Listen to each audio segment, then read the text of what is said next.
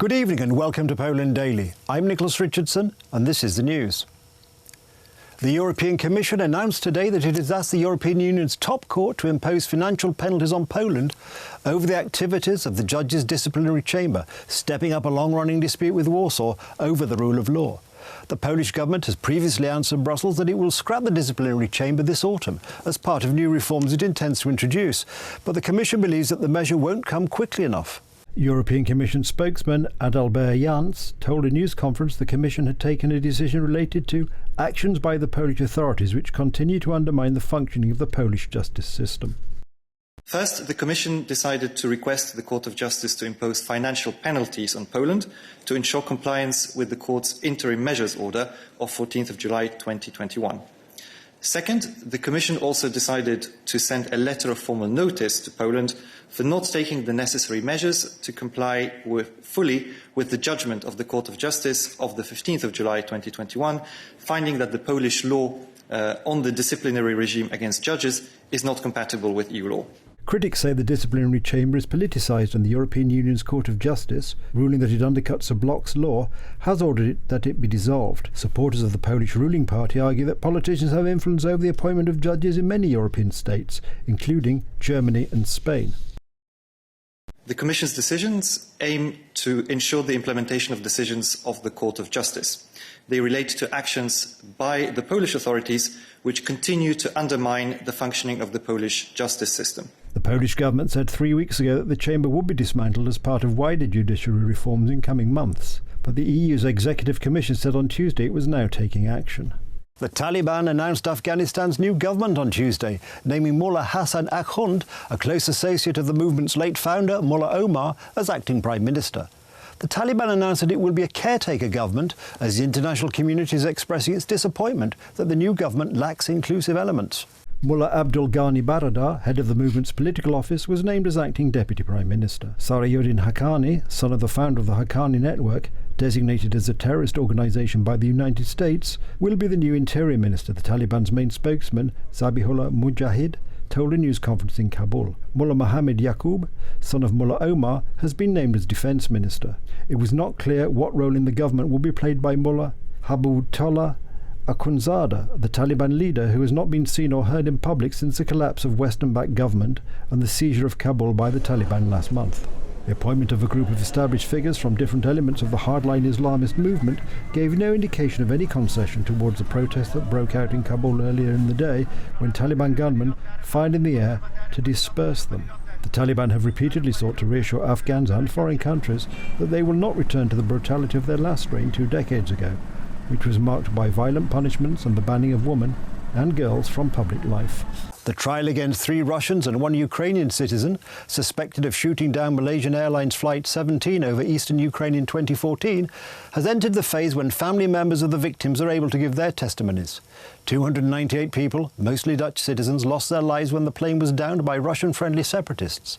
Independent investigations have shown that the Russian regular military personnel operated the anti-aircraft system used to shoot down the plane. The daughter of one of the victims of the Malaysia Airlines Flight 17 crash told the Dutch court she needed to see those responsible held to account so she could say goodbye, as relatives took to the stand at the murder trial in the Netherlands. Ik doe mijn best om het los te laten. I am trying to let it go. At the same time, I am still full of hatred and resentment and frustration and anger and fear. Anxiety at not getting justice. Anger and frustration because the people behind it are not facing their responsibilities. Niet vinden of het krijgen van gerechtigheid. The Dutch woman was the first of dozens of relatives who will be given an opportunity to speak or submit written statements over the coming 3 weeks at the trial of 4 suspects. Ik weet dat ik niet meer. I know they have died. I know I will not get any more from them. But I can only say goodbye when I know that those responsible for their deaths have been identified as the perpetrators. That is my hope in this process, that I can finally see an end to it, say goodbye and let go. Daar is mijn hoop op gevestigd. MH17 was flying from Amsterdam to Kuala Lumpur when it was hit by what international investigators and prosecutors say was a Russian surface-to-air missile that originated from a Russian base just across the Ukrainian border. Moscow denies all responsibility. Russia, which maintains that it has not funded or supported rebels fighting Ukrainian government troops, has refused to extradite the suspects. 3 Russians and a Ukrainian citizen, all suspected of having key roles in the separatist forces, are on trial for murder. After years of collecting evidence, a team of international investigators concluded in May 2018 that the launcher used to fire the missile belonged to Russia's 53rd Anti-Aircraft Missile Brigade.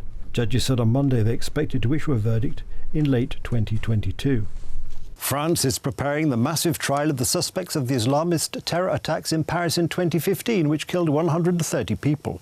The trial will be the largest in French history, with more than 1,800 plaintiffs. France's Justice Minister, Éric Dupond-Moretti, visited the Paris courtroom built specially for the November 2015 attacks trial on Monday, 2 days ahead of the historic trial's beginning.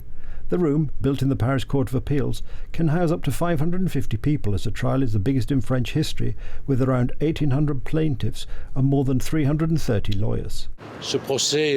This courtroom built especially for the trial represents €10 million in investment for the Ministry of Justice, Dupond-Moretti told reporters. This trial is first and foremost of interest to the victims, but the whole of our fellow citizens, all of France, will be watching this trial. The whole world will be watching this trial. It is also an opportunity for our justice system to reaffirm that it functions with a certain number of unalterable rules, which separate civilization from barbarism. And it is important for me to say this again here. Thank you. Some 130 people were killed and hundreds wounded in the multi-pronged gun and bomb assault in Paris on November 13, 2015, on the Bataclan concert hall, 6 bars and restaurants on the perimeter of a sports stadium. In what will be an unprecedented 9-month trial held under high security, 20 suspects stand accused of helping to provide guns and cars or of playing a role in organising what has been called France's 9/11. C'est 10 millions d'euros d'investissement pour le ministère de la Justice. This courtroom represents €10 million in investments for the Ministry of Justice. It was absolutely essential. It is a judiciary marathon that is about to begin. 9 months, the longest trial in our history. And I would like to take this opportunity to encourage all of those who will participate in this trial, magistrates of the court and the prosecutor's office, court clerks, lawyers, and law enforcement, of course, who will ensure the safety of everyone. 6 of the accused will be tried in absentia, and the verdict is expected in May 2022. That's the news. Thank you for watching. Stay with us for the weather, Poland Daily Business and more programmes. But from me, it's have a good night and a better tomorrow.